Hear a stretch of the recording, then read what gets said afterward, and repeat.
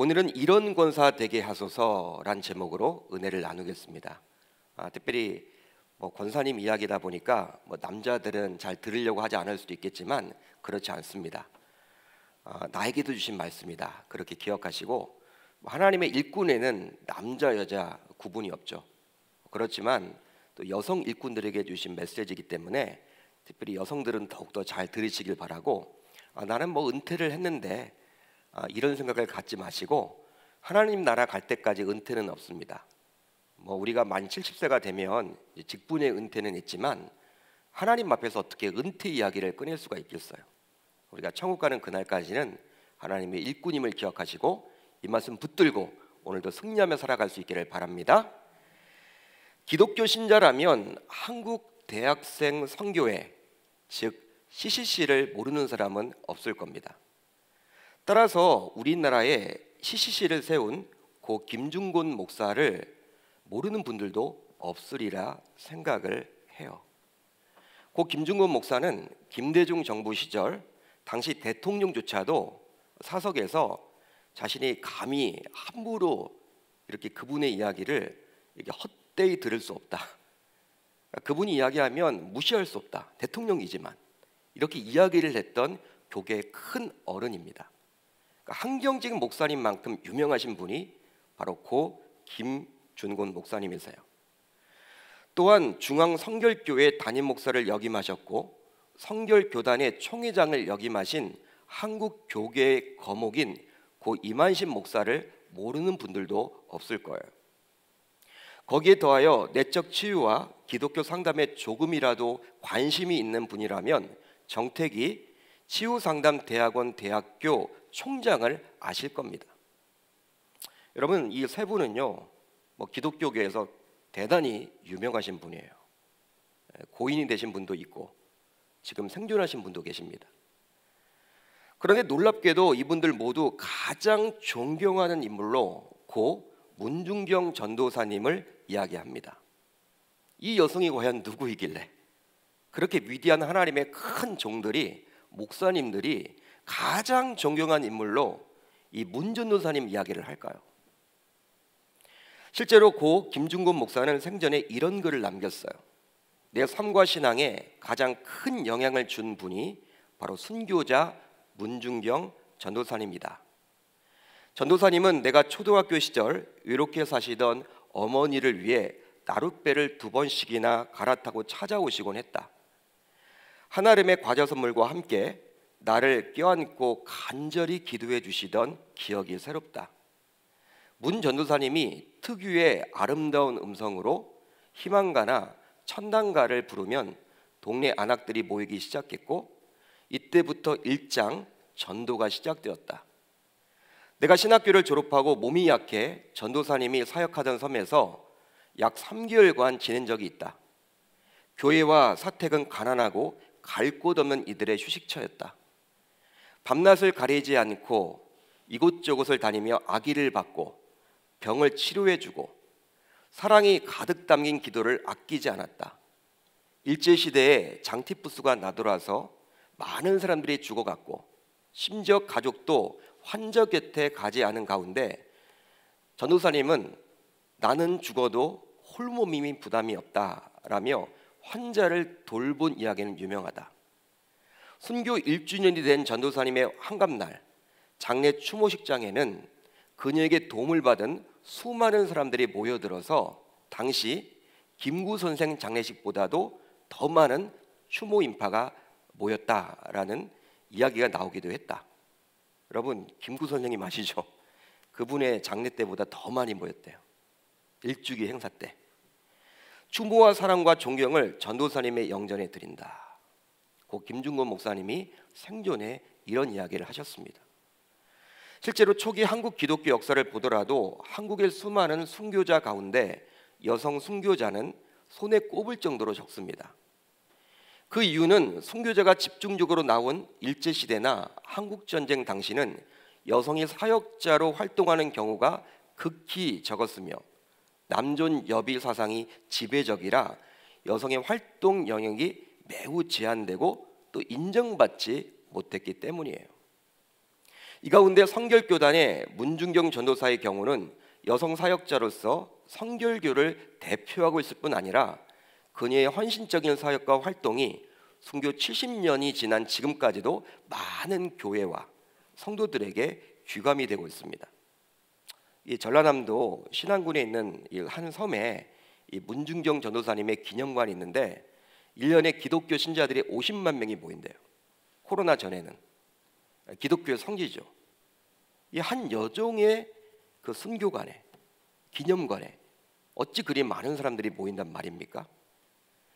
문 전도사가 고향인 전남 신안군의 섬들에 설립한 중독립교회, 진리교회, 대초리교회 등 10여 교회는 오늘날 기독교를 대표하는 수많은 목회자들, 즉 김중곤, 이만신, 정태기, 이만성, 이봉성 목사 등 30여 명을 배출하는 믿음의 산실이 되었어요.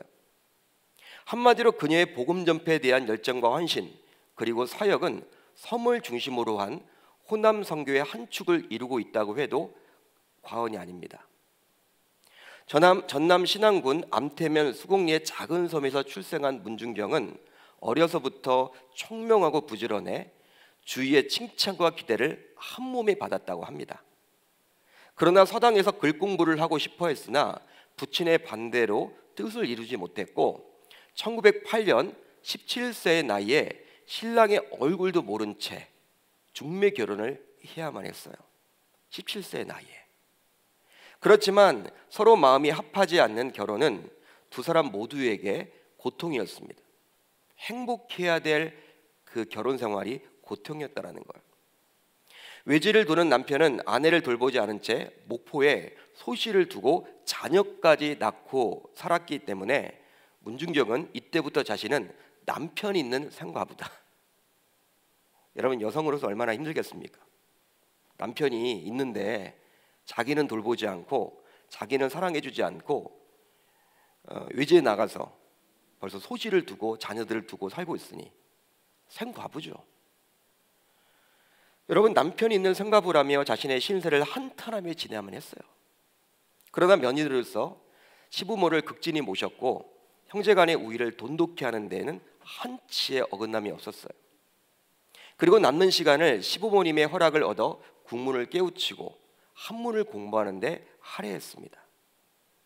자신을 극진히 아껴주던 시아버지가 돌아가시고 시어머니도 큰 실속과 생활하게 되므로 갈 곳이 없어진 그녀는 목포로 건너와 단칸방에서 삭바느질을 하며 외롭고 고달픈 삶을 살게 되었어요. 이런 그녀에게 예수 그리스도는 한 줄기 놀라운 빛으로 찾아오게 되었습니다. 예수를 믿으면 삶의 기쁨과 감사가 넘친다라는 이야기를 듣고 찾아간 교회가 그 유명한 선결교 부흥사인 이성복 목사, 당시 전도사님이셨어요. 이성복 목사님 아시죠? 그 이성복 전도사가 초가집 한 칸을 얻어 막 개척을 시작한 복교동 성결교회를 다니기 시작했습니다. 문 전도사가. 이성복 목사의 설교는 미래에 대한 희망도 낙도 없었던 그녀에게 마음의 변화를 일으키기에 충분했어요. 바로 주님이 주시는 사랑과 평안은 그녀에게 새로운 삶의 기대와 기쁨을 채워주었죠. 1년 만에 학습과 세례를 받고 개인 전도와 축구 전도에 가장 열성을 보이는 성도가 되었습니다. 집사 직분을 받은 그녀는 하나님 앞에 자신의 인생을 헌신할 것을 서원하고 죽을 때까지 복음을 전하겠다라고 다짐을 합니다. 여러분들처럼 집사였다라는 거예요. 여성 집사. 그리고 서울에 있는 서울신대 전신인 경성 성서학원에서 공부할 수 있게 되길 간절히 기도한 결과 청강생으로 입학을 할 수 있게 되었습니다. 당시 결혼한 여자는 입학할 수 없는 관례가 있었기 때문에 청강생으로 들어갈 수밖에 없었어요. 공부를 열심히 해도 정규 학생이 아니라는 이유로 장학금도 받지 못했고 여러 가지 어려움들을 겪었지만 이성복 목사의 보증과 요청으로 결국 정규 학생이 되어 기숙사에도 들어갈 수 있게 되었습니다. 문 전도사의 전도 열정은 남달라 방학마다 고향으로 내려가 33년 진리교회를 설립한 것을 시작으로 35년 증동리교회, 36년 대초리교회를 차례로 건립하게 되었어요. 또 방충리에는 기도처를 지었습니다. 남성도 아닌 여성의 몸으로 그렇게 여러 교회를 건축하고 또 설립했어요. 아무것도 가진 것이 없는 상태에서 오직 믿음만으로 교회를 세운 그녀에게 수많은 어려움과 고초가 쉬지 않고 따랐지만 기도는 언제나 승리를 그녀에게 안겨주었습니다. 졸업 후에는 대도시를 마다하고 전남 증도로 돌아온 문 전도사는 나룻배를 타고 이 섬 저 섬을 이렇게 교회가 없는 지역을 다니면서 교회를 개척하고 복음을 전했다고 해요. 그녀는 주민들의 부탁으로 짐꾼 노릇, 우체부 노릇을 마다하지 않았고 섬 주위 돌밭 바퀴를 얼마나 걸었는지 1년에 고무신을 9켤레나 바꿔 신었다고 그래요. 여러분 고무신 신어도 보셨잖아요. 1년에 9켤레를 갈아치웠어. 다 달아가지고 많이 걸어 다닌 거죠. 문 전도사의 열정적인 기도는 신유의 은사까지 더해 정신병자, 중풍병자를 고쳐내 섬여의사라는 말을 들을 정도였습니다. 1943년 일제 탄압으로 성결교단이 강제 해산담과 동시에 문 전도사가 개척한 증도교회까지 여파가 미치게 되었습니다. 결국 그녀는 신사참배를 거부했다며 목포 경찰서로 끌려가서 심한 고문까지 받게 되었어요. 신사참배를 하지 않았다는 이유로. 이때마다 문 전도사는 찬송가 336장인 환난과 핍박 중에도 성도는 신앙 지켰네를 부르며 에스더서 4장 16절 죽으면 죽으리이다. 죽으면 죽으리이다. 이것을 수없이 되풀이했다고 합니다. 즉 아무리 회유와 협박이 이어져도 굴욕적인 신사참배는 허락지 않았어요.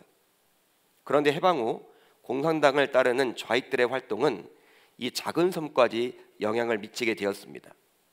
특별히 6.25 사변 후 지역 전체가 인민군의 손길에 넘어가게 되자 평소 교회를 못마땅하게 여겼던 이들이 문 전도사와 성도들을 괴롭혔어요. 1950년 10월 4일 국군이 중동리 섬까지 들어온다는 소식이 전해지게 되자 악의에 찬 공산당원들은 교인과 양민들을 바닷가 모래사장으로 이끌어냈습니다. 그리고 한 사람씩 단도로 내리쳐 죽이는 엄청난 만행을 저질렀어요. 문 전도사에게 와서는 새끼를 많이 깐 씨암탉이구만, 이런 여러분 이야기를 하면서 몽둥이로 내리쳤고 그녀는 아버지여 내 영혼을 받아 주옵소서라고 마지막 날을 남기고 이어진 총탄에 의해서 순교하고 돌아가셨다고 해요. 당시 그녀의 나이가 59세였습니다.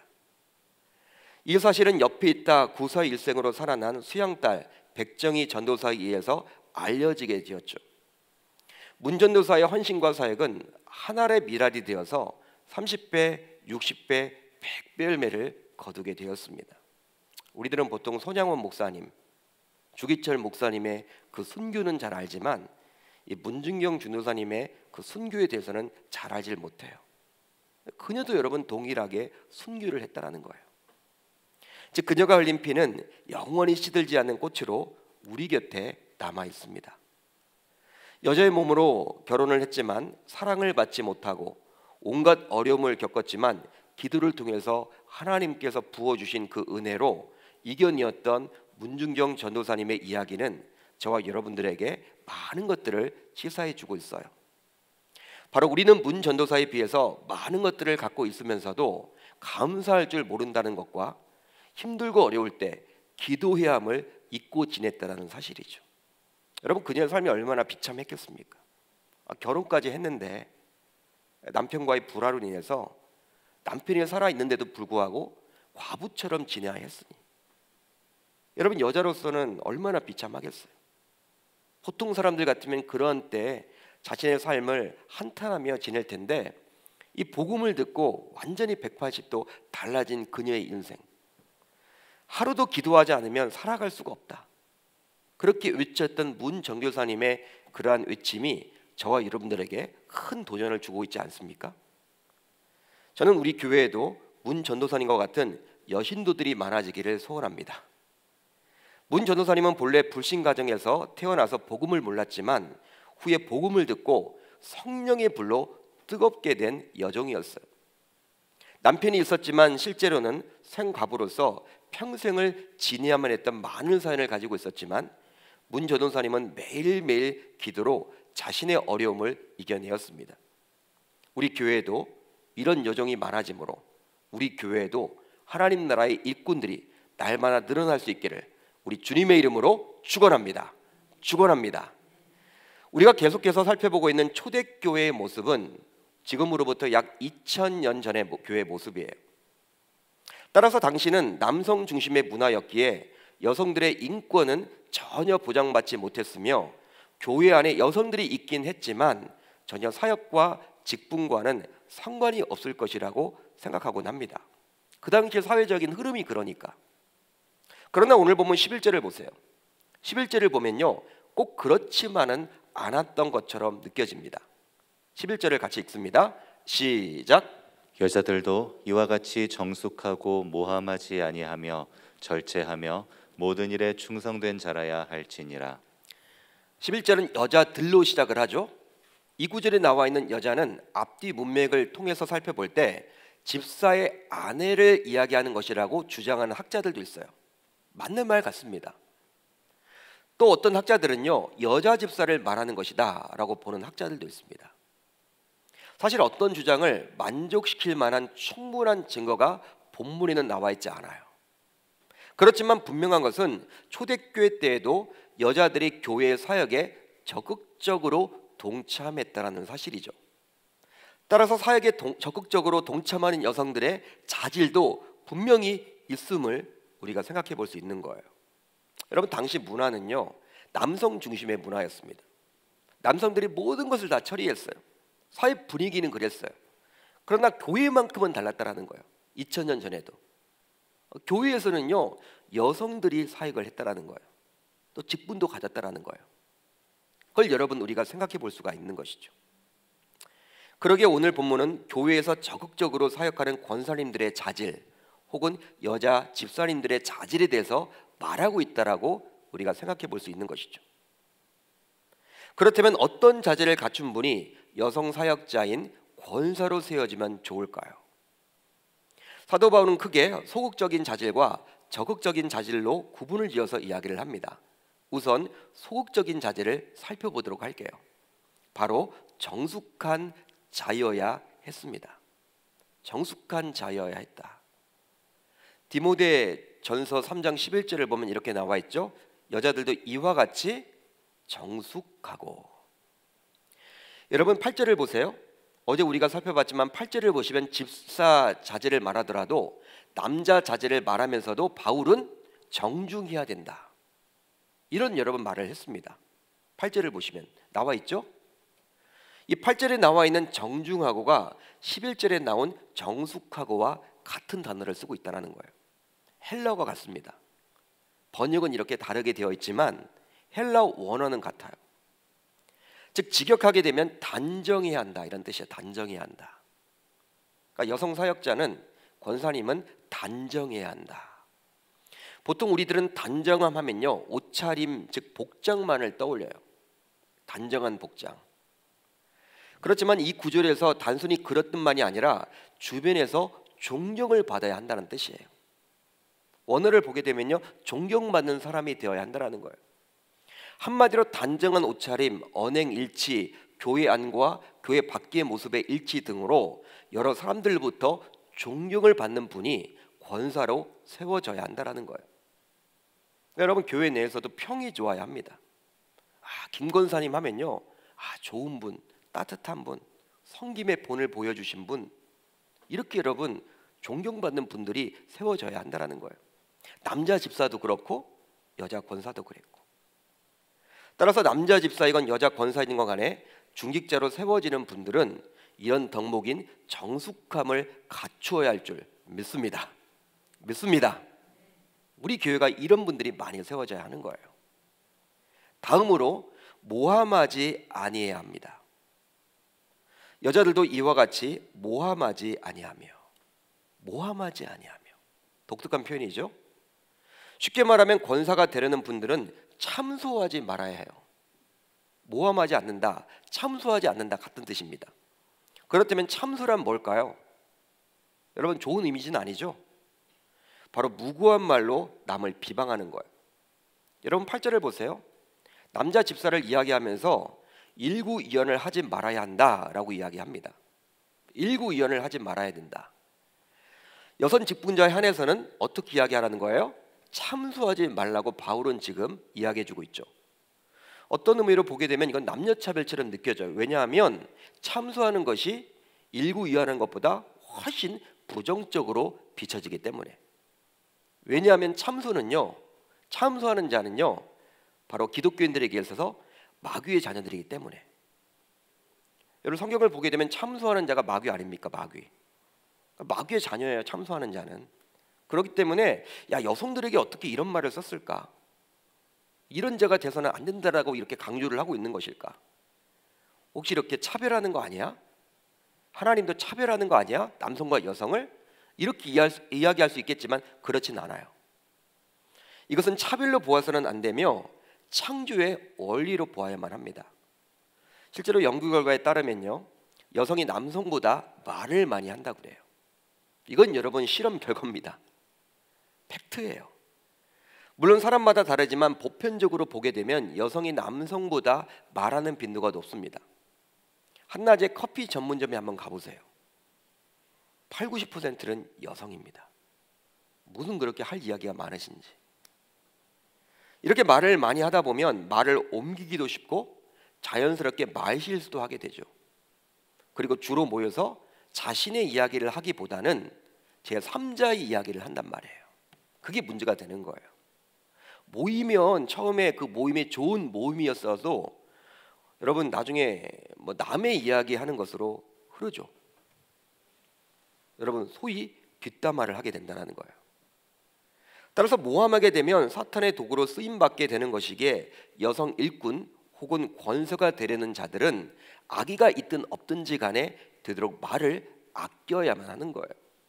특별히 교회가 여러분 어떤 위기를 당하게 된다, 어떤 이슈가 있다, 그리고 어떤 누군가가 지금 막 이렇게 사람들 그렇게 이야기로 화제되고 있다. 여러분 그럴 때는요 그냥 여러분 입을 다무는 게 중요해요. 침묵이 금이라는 거예요. 예? 걱정된다고 해서 여러분 누구인가에 또 말을 꺼내게 되면요 그게 또 누군가에게 상처를 줄 수밖에 없어요. 그렇기 때문에 당시 여러분 이 교회를 섬기기 위한 직분이기 때문에 여성 사역자들은 말을 듣도록 하지 말아야 된다. 그 말을 지금 해주고 있는 거예요. 쉽지 않기 때문에 모함하지 말고 모함하지 않는 자가 세워져야 한다라고 이야기를 해주고 있습니다. 마지막으로 이제 절제해야 합니다. 여자들도 이와 같이 절제하면은 방종하지 않는, 즉 신중해함을 이야기하는 거예요. 쉽게 말하면 감정에 혹해서 쉽게 판단하고 결정을 내리지 말고 신중에 신중을 기해서 판단하고 결정을 내려야 한다, 이런 뜻입니다. 보편적으로 보게 되면 여성들은요 감성적이죠.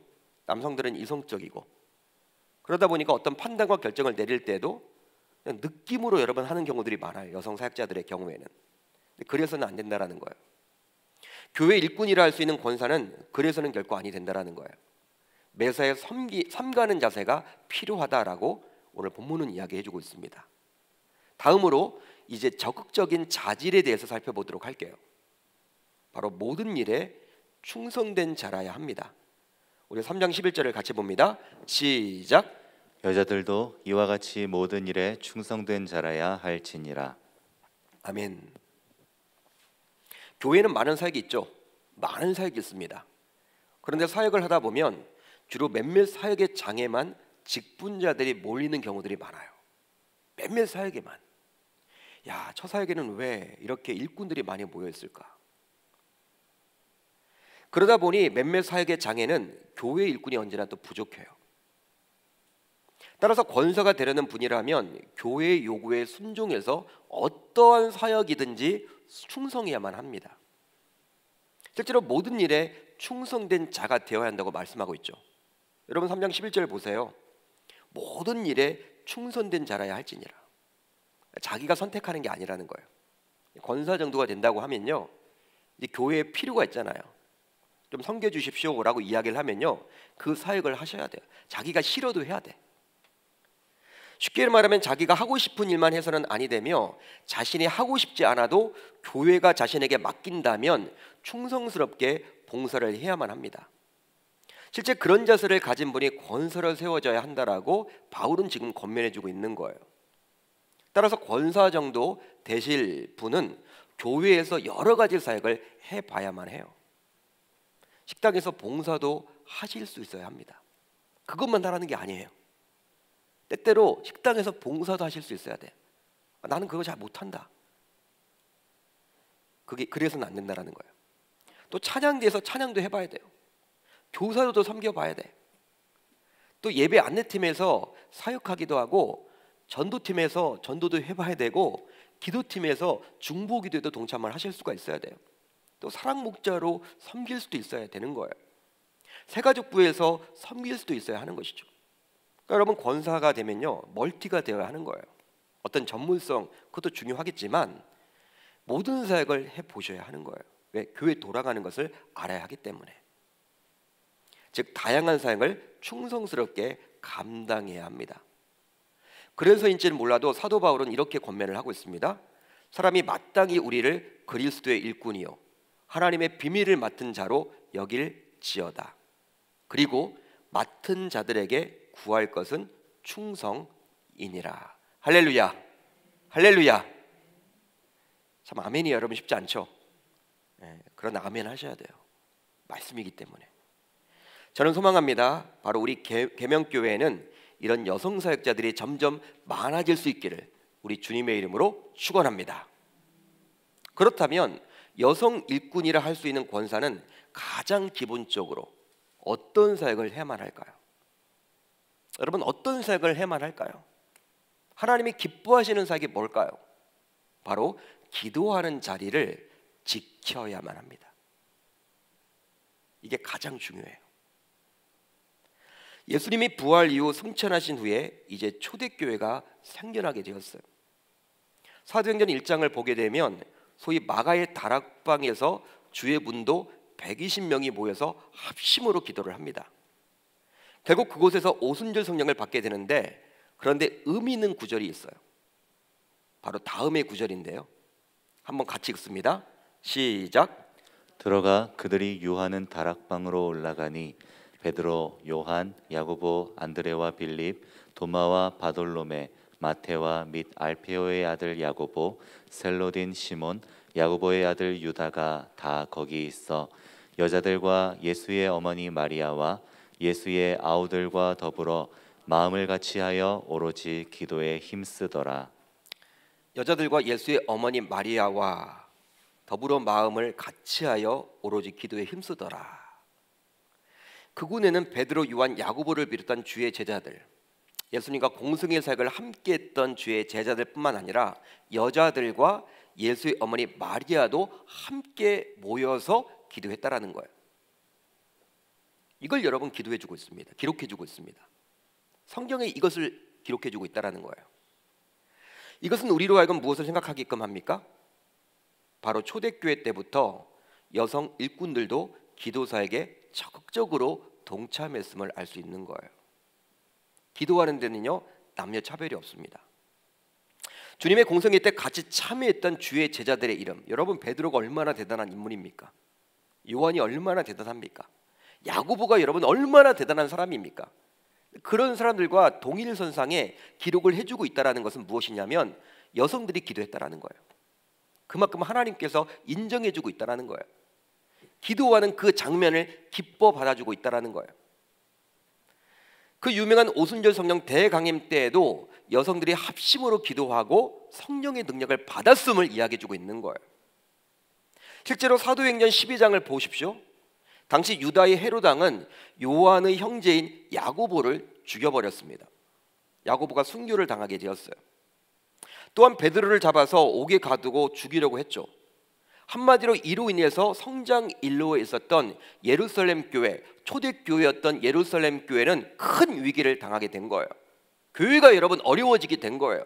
교회 지도자인 베드로가 이제 죽으면요, 교회가 얼마나 혼란스럽겠습니까? 이런 상황 속에서 당시 예루살렘 교회는 옥에 갇힌 베드로를 위해서 간절히 기도합니다. 베드로는 옥에 갇혔고 교회는 그를 위하여 간절히 하나님께 기도하더라. 결국 이런 기도의 결과 놀라운 기적이 나타나서 옥에 갇힌 베드로는 주의 사자의 도움으로 옥에서 나오게 되었어요. 바로 아무런 방해도 없이 말입니다. 베드로는 이제 다음 행동을 하게 되는데 그 내용이 바로 다음의 구절이에요. 같이 읽습니다. 시작. 깨닫고 마가라 하는 요한의 어머니 마리아의 집에 가니 여러 사람이 거기에 모여 기도하고 있더라. 사도행전의 저자인, 이것을 계속 보여주세요. 이 자막을. 사도행전의 저자인 누가는 마가 요한의 어머니 마리아의 집이라고 소개를 합니다. 마가의 집이라고 소개하지 않고 마가라 하는 요한의 어머니 마리아의 집, 이렇게 표현을 해주고 있어요. 그러면서 그 집안에서 여러 사람이 모여서 기도하고 있었다. 누구를 위해서 기도했을까요? 바로 베드로를 위해서 기도했겠죠. 교회의 어려움을 위해서 기도했겠죠. 마리아는 자신의 집을 기도하는 장소로 빌려주었던 거예요. 따라서 그곳에서는 남성 사역자들 뿐만 아니라 여성 사역자들도 함께 기도했겠죠. 아니, 오히려 여성 사역자들이 주도적으로 옥에 갇힌 베드로와 이것으로 인한 위기를 만난 예루살렘 교회를 위해서 중보 기도를 했다라는 거예요. 여러분, 여성의 집에 남성들이 많이 오겠습니까? 여성이 많이 오겠습니까? 호스트가 여러분 여성인데 여성들이 많이 왔을 거란 말이에요. 따라서 초대교회 때부터 여성 일꾼들은 교회를 위하여 합심하여 기도하는 자리를 지켰음을 알 수 있는 거예요. 저는 지난 9월 이제 은퇴를 몇 년 남기신 목사님을 개인적으로 만나서 교제를 나눌 기회가 있었어요. 목사님은 30여 년 전에 교회를 개척하여 우리 계명교회보다 더 큰 규모의 교회를 목회하고 계셨습니다. 목사님이 우리 교회가 어떤 교회인지 몹시 궁금하셨는지 저에게 뜬금없이 새벽마다 권사님들이 몇 분이나 나와서 기도를 하고 있느냐, 이걸 묻는 거예요. 전 깜짝 놀랐습니다. 보통 목사님들 만나면요, 담임 목사님들을 만나면 주일날 몇 분이나 모이느냐고, 작년 성도가 몇 명이나 모이느냐, 이거 물어봐요. 또 어떨 때는 한 해 예산을 물어봅니다. 대부분이 여러분 그런 거 물어봐요. 그런데 이분은 달랐어요. 매일 새벽에 몇 분이나 나와서 기도하고 있는지, 또 그 가운데 권사님들이 몇 분이나 나와서 기도하고 있는지를 저에게 물으셨어요. 예상치 못한 질문을 받아서 저는 무척 당황스러웠죠. 할 말이 없는 거예요. 연배가 저보다 거의 20년이나 높으신 목사님의 질문이었기에 참 난감했습니다. 말은 해드려야 하는데 어떻게 이야기를 해야 될지. 자신 있게 말하지도 못하고 주저하고 있는 저를 향해서 목사님은 새벽에 교회에 나와서 기도하는 분이야말로 교회를 지키는 분이다. 그리고 누구보다도 교회를 사랑하는 분이다. 그런 분은 절대로 교회를 떠나지 않는다. 그러면서 자신의 교회는 새벽마다 정말 많은 분들이 나와서 기도하고 계신다라고 말씀해 주셨어요. 기도하는 분이 11조를 안 할 리가 없고, 기도하는 분이 겸손하지 않을 수가 없고, 기도하는 분이 봉사를 안 할 수도 없고, 따라서 권사님은 기도하는 자가 세워져야 한다. 이런 말씀을 목사님이 해주셨어요. 수십 년 동안 목회를 건강하게 오신 목사님의 말씀이 있기에 참 귀한 가르침이었습니다. 저는 우리 교회도 그 목사님이 목회하는 교회처럼 기도하는 여정들이 많이 세워졌으면 좋겠어요. 바로 고 문중경 전도사님처럼 기도로 자신의 문제를 해결하고 자신의 어려움을 극복하고 교회를 위해서 기도하는 여정들이 많이 세워지므로 우리 계명교회 미래가 더욱더 밝아지기를 우리 주님의 이름으로 축원합니다. 축원합니다.